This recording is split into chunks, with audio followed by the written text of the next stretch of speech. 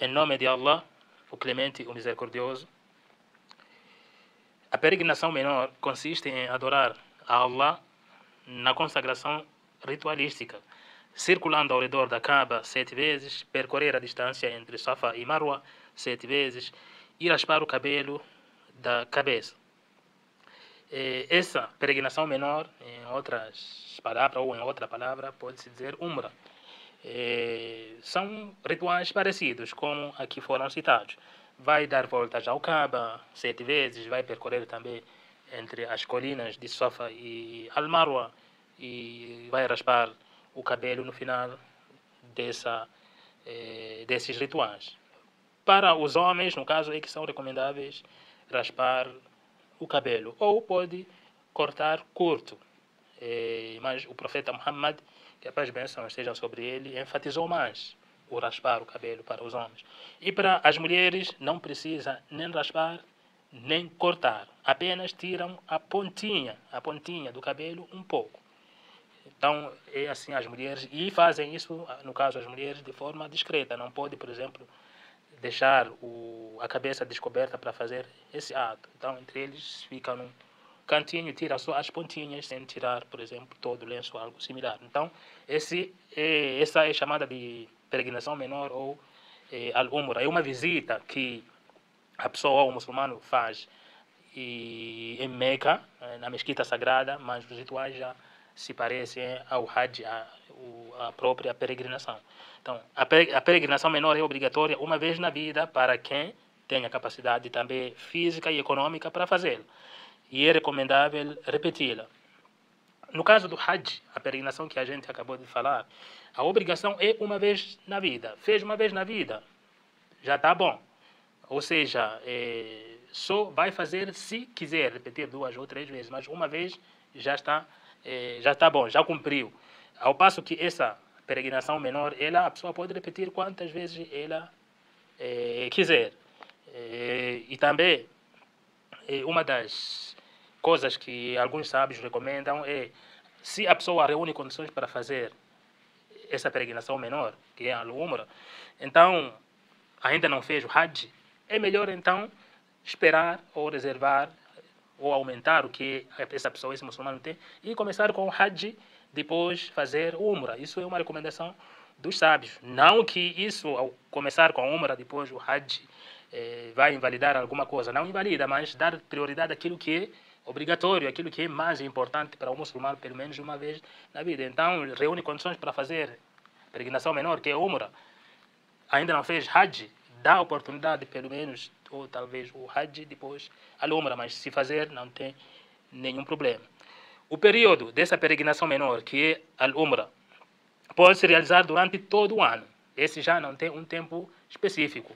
No Hajj aprendemos que somente ocorre no mês de Dhul Hijjah, no 12º mês, o último mês do calendário lunar.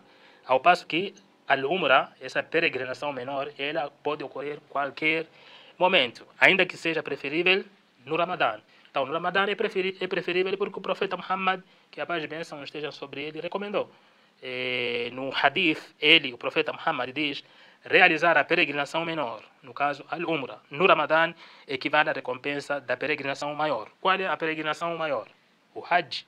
Então, aqui o profeta deu a preferência de se fazer al-Umrah, essa peregrinação menor, no Ramadã. Mas adiantou-se ali falar que é válido fazer em qualquer momento do ano. Em qualquer período do ano, qualquer mês do ano, pode. Mas se fazer no Ramadã com a intenção de quê? Ganhar a recompensa igual à do Hajj, então que faça no Ramadã. Este hadith foi narrado por Bukhari e Muslim. Sobre a festividade do sacrifício, que é o Eid al-Adha, é a segunda festa dos muçulmanos. Coincide como o 10º dia do mês de Dhul Hijjah, o 12º mês do calendário islâmico. Esta festa possui muitas virtudes. Então, ali, aquele período de Hajj que a gente citou anteriormente, que é entre 8 a 13, ou seja, 8 de Dhul Hijjah até 13 de Dhul Hijjah. Então, no décimo dia de Dhul Hijjah, no dia 10, é que acontece essa festividade do sacrifício. Então, os muçulmanos, por exemplo, que não estão cumprindo com o Hajj, não estão ali em Meca fazendo Hajj, nesse 10º dia tem que se comemorar. É proibido, por exemplo, fazer o jejum. Então tem que comemorar. É um dia de festa para os muçulmanos, a festa do sacrifício. Então, entre as virtudes que foram citadas, é um dos melhores dias do ano, já que os melhores 10 dias são os primeiros 10 dias de Dhul Hijjah. No mês de Dhul Hijjah entrou, que é o mês da peregrinação, então aqueles primeiros 10 dias são muito importantes para os muçulmanos.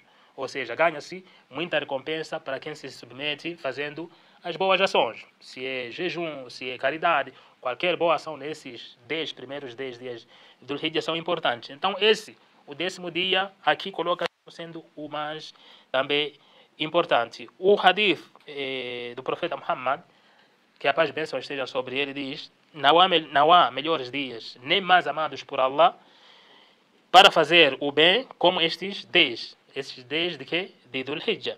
Disseram, ou seja, perguntaram ao profeta Muhammad, que a paz e bênção estejam sobre ele: nem a luta pela causa de Allah? Ele respondeu: nem a luta pela causa de Allah, exceto um homem que foi combater sacrificando a sua vida e seus bens e regressa sem nenhum dos dois. É um hadith que foi narrado por Bukhari e Tirmidhi. Então, uma das melhores ações nesses primeiros 10 dias de Dhul Hijjah, aqui cita o profeta Muhammad, que são importantes, ou seja, não se compara nem aquele que saiu na luta pela causa de Allah, e exceto aquele que saiu pela causa de Allah, só que não voltou, ou seja, morreu pela causa, lutando pela causa de Allah subhanahu wa ta'ala. Então, essa é a comparação que o profeta Muhammad coloca de tão importantes são esses 10 dias de Dhul Hijjah, entrando ali o dia de Eid al-Adha, ou seja, a festividade do sacrifício. É o maior dia da peregrinação. O maior dia da peregrinação, no caso, o 10º dia. Nele são cumpridos os maiores atos de adoração a Allah. Os mais importantes da peregrinação, como circular em volta da Kaaba, ou seja, dar voltas acerca do Kaaba, que também acontece no 10º dia de Dhul Hijjah, ou seja, essa ação de fazer o que? A Tawaf. A Tawaf, no 10º dia, os muçulmanos que ainda voltam ali do Arafah, depois Muzdalifa, ficam no Arafah. Então, naquele dia, no 10º dia, eles voltam para onde? Para a mesquita sagrada em Meca, para fazer ou cumprir esse Tawaf. Então, uma das ações é dar voltas ao Kaaba, 7 voltas ao Kaaba, o sacrifício e o apedrejamento dos pilares de Al-Jamarat. O sacrifício também, o sacrifício do animal, ou dos animais, que a gente já falou também, que o Alcorão também cita que a carne daquele animal, o sangue ali, não é para Allah subhanahu wa ta'ala. O que Allah quer é apenas o que? A sua adoração. Então, é um ritual que está cumprindo pelo ocorrido anteriormente, aquela história do Abraão. Então, é um ritual que a gente segue esse exemplo de Abraão, mas que o objetivo principal é o que? A adoração a Allah, esse sacrifício que a gente faz naquele dia. Então, tanto aqueles que estão fazendo a peregrinação em Meca, tanto aqueles que não estão, fazem um sacrifício. Sacrificam os animais, exceto algum tipo de Hajj, que não é uma obrigação sacrificar os animais. Mas aqueles que não estão fazendo Hajj, ou seja, estão ali nas festividades do Eid al-Adha, nesse caso, sempre, ou aquele que reúne condições, tem que fazer o quê? Sacrificar. Reúne condições, digo, de sacrificar. É um carneiro, é um camelo, uma vaca. Então sacrifica e aquela carne pode doar para quem? Para a comunidade ou para os vizinhos, entre irmãos muçulmanos, consumir. Então, isso que serve essa carne, mas o objetivo é, claro, ali no versículo que fala que o objetivo principal é a adoração a Allah subhanahu wa ta'ala. Então, e o apedrejamento nos pilares de Al-Jamarat. Então, também acontece nesse 10º dia. Os muçulmanos, os peregrinos, quando voltam ali do Muzdalifa, no caso, pernoitam no Muzdalifa e de manhã já vem a Mina. Então, uma das ações é essa de apedrejamento nos pilares de Al-Jamarat. Acho que já citamos sobre isso. Esse Al-Jamarat é também uma forma de demonstrar o que Abraão fez quando ia sacrificar naquela região, ia sacrificar o seu filho Ismael, segundo o sonho que ele teve, ia cumprir aquilo que Allah ordenou. Então, Allah subhanahu wa ta'ala, ao invés de sacrificar o seu próprio filho, colocou ali o carneiro, o cordeiro, algum animal ele sacrificou. Ao longo dessa caminhada para ir sacrificar, dizem, o Satanás aparecia tentando interromper aquilo, dizendo que está matando o seu próprio filho e tal, para que ele descumprisse aquilo que Allah ordenou. Então esse exemplo, o Abraão pega nas pedrinhas e ele lançava tentar afastar o Satanás. Então esse exemplo que os muçulmanos hoje fazem de esses pilares ir atirar algumas pedrinhas. O que é feito no dia da festa, na festa do sacrifício? O que é feito? Faz-se o mesmo que no dia de Eid al-Fitr. Eid al-Fitr ele ocorre no mês de Ramadã. Aqui estamos falando do Eid al-Adha, a festa do sacrifício. Porque os muçulmanos só têm duas comemorações. Então, primeiro no Ramadã, no nono mês é que acontece o Eid al-Fitr, onde terminam o jejum, e depois de terminar o jejum tem essa comemoração. E depois vem o mês de Dhul-Hijjah, ou seja, o 12º mês, onde acontece essa festa do sacrifício.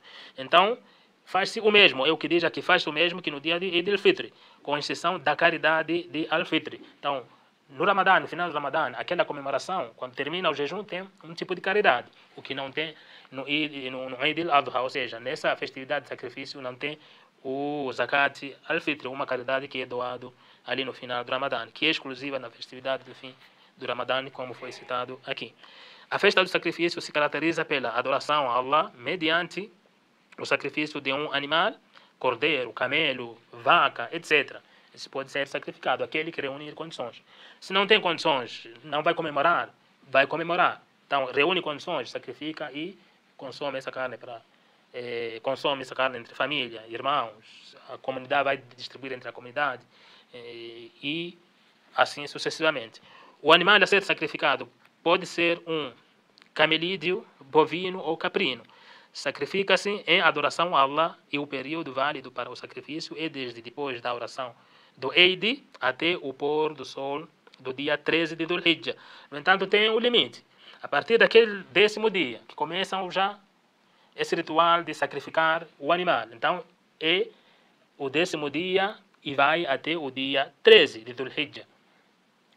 Até o último dia, nesse caso, onde o muçulmano pode sacrificar um desses animais que foi citado aqui. E o sacrifício aqui é em adoração a Allah, não tem outra coisa, é em adoração a Allah e a carne é consumida normalmente entre a comunidade, a sociedade e etc. Então, falamos que o período válido para esse sacrifício é desde depois da oração do Eid. A oração do Eid reza-se de manhã, ou seja, de manhã depois da oração da alvorada. A oração do Eid ela não é a mesma que a oração da alvorada. Então passa a oração da alvorada, então tem ali algum instante, nasce o sol, aí faz a oração do Eid al-Adha, a oração da festa do sacrifício. Então depois dali pode fazer esse sacrifício de animal, mata o animal e se vai doar, vai consumir, vai os 3 dias, 10, 11, 12 e 13 de Dhul-Hijjah. Ao matar esse animal, tem que falar o quê? Bismillah, Allahu Akbar, ou seja, a pessoa mata, sacrifica em nome de Allah, em nome de Deus. Reza, pois, até um dos versículos, ou uma das evidências que fala sobre isso, colocaram aqui o versículo onde Allah subhanahu wa ta'ala diz, reza, pois, até o Senhor sacrifica os animais em seu Senhor. Suratul Kawthar, onde diz, faswali li rabbika wanhar. Então, este é um versículo que evidencia que naquela festa ou aquela comemoração pode sacrificar um animal. O versículo se refere à oração e sacrifício desta comemoração, Eid al-Adha. O veredito é uma sunna confirmada aquele que possua condições muçulmano, então faz o sacrifício por ele e por sua família. É recomendável que o muçulmano que vai sacrificar o animal não corte os cabelos e nem as unhas desde o primeiro dia de Dhul-Hijjah, até que tenha realizado o sacrifício. Então a pessoa intencionou sacrificar um animal e entrou no mês de Dhul-Hijjah, não pode cortar os cabelos, não pode cortar as unhas, até realizar o sacrifício e aí já está liberado.